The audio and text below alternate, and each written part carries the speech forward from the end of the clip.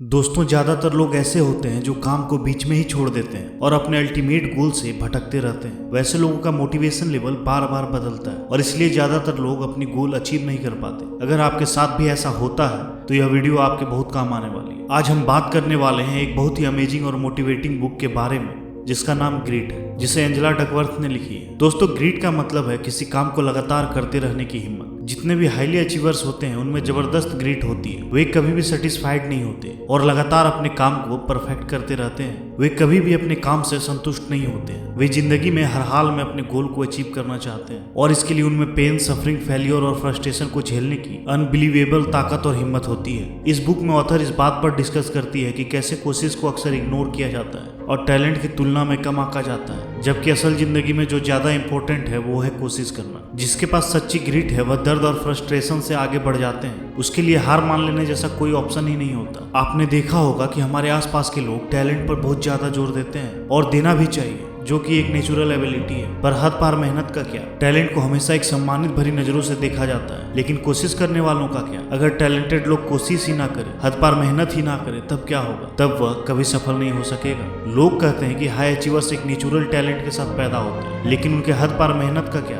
जैसे कि एक ओलंपिक स्विमर को कहना कि वो एक नेचुरल टैलेंट के साथ पैदा होता है जिसको कोई भी मैच नहीं कर सकता, यह साफ तौर पर उनकी अनगिनत ट्रेनिंग सेशन, हद पार मेहनत और कुछ कर गुजरने की पागलपन को इग्नोर कर देना हुआ। स्पोर्ट्समैन के पास कोई जादू की छड़ी नहीं होती, फिर भी हमें लगता है कि उनके पास कोई ना कोई रहस्य जरूर है। बट उनके पास जो रहस्य है वो है ग्रिट। माइकल फेल्प्स को तो आप जानते ही होंगे, जिन्होंने स्विमिंग में अकेले ओलंपिक में 28 मेडल जीता है, जिसमें से 23 तो सिर्फ गोल्ड मेडल है। फेल्प्स की जबरदस्त कामयाबी के पीछे उनकी कड़ी मेहनत छिपी है। फेल्प्स बचपन से ही तैराकी की कड़ी ट्रेनिंग लेते आ रहे थे। वह हर सप्ताह स्विमिंग में 80 किलोमीटर लंबी तैराकी करते हैं, यानी कि एवरेज एक दिन में 12 किलोमीटर लंबी तैराकी। माइकल फेल्प्स ने अनाउंस कर दिया कि बीजिंग ओलंपिक्स 2008 में मार्क स्पिट्ज का एक ओलंपिक में 7 गोल्ड मेडल जीतने का रिकॉर्ड तोड़ेगा। लेकिन बीजिंग ओलंपिक से ठीक 2 साल पहले फेल्प्स का हाथ टूट गया। डॉक्टर ने उसे स्विमिंग करने से साफ मना किया। फेल्प्स की आंखों के सामने अंधेरा छा गया। उनकी पूरी जिंदगी के सपने चूर चूर हो रहे थे। उसने फैसला किया कि मैं पानी में जाऊंगा,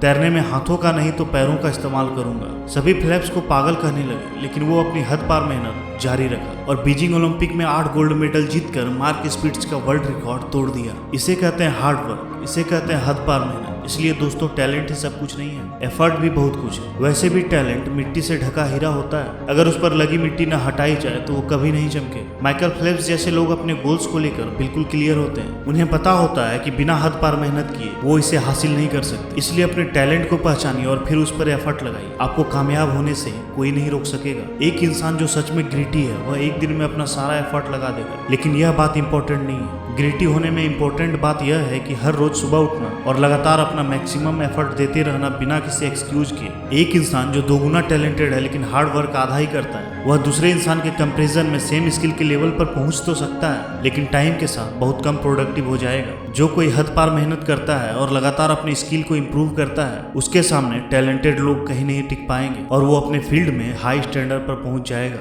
बेस्ट बनने का कोई शॉर्टकट नहीं होता है। जिस चीज में आपको एक्सपर्ट्स या एक्स्ट्रा ऑर्डिनरी बनना है, सक्सेस को अचीव करना है, उस चीज की आपको लंबे समय तक प्रैक्टिस करनी पड़ेगी। जिसके पास ग्रिट होती है वह अपने काम से इतना प्यार करता है कि चाहे कुछ भी हो जाए वह कभी भी गिव अप नहीं करता। ध्यान देने वाली बात है कि गोल के अंदर भी एक हिरार्की है। अगर आप अपने गोल हिरार्की के बिल्कुल निचले हिस्से में देखते हैं, आप देखेंगे कि अपने टू डू की शॉर्ट टर्म लिस्ट, चीजें जो आप एक दिन में हासिल करना चाहते हैं, अक्सर छोटे छोटे टास्क आपके लक्ष्य हिरार्की का बॉटम लेवल आपको बड़े लक्ष्य की तरफ ले जाने का काम करता है। जितना आप अपने गोल हिरार्की में ऊपर जाते हैं, उतने ही गोल अपने आप पूरे होते जाते हैं। जब भी आप अपनी हिरार्की को विजुलाइज कर रहे हो तो अपनी हाई एंड गोल को एक कंपास की तरह यूज करो। ये आपके लोअर गोल को अपने डेस्टिनेशन पर ले जाने में हेल्प करेगा। इसलिए अपने टॉप लेवल गोल डिसाइड करें और उन्हें बहुत से छोटे छोटे गोल में बांट लें। जैसे जैसे आप छोटे गोल को हासिल करते जाएंगे, वैसे वैसे आप टॉप लेवल गोल्स के पास पहुंच जाएंगे। ऑथर इस बुक में कहती है कि अगर तुम अपने एटीट्यूड में ग्रिट लाना चाहते हो तो जो चीज तुम कर रहे हो उसे कंटिन्यू करते रहो। चाहे तुम रास्ता चेंज कर लो, लेकिन मंजिल वही रखो। अपना पैशन और डायरेक्शन सेम रखो।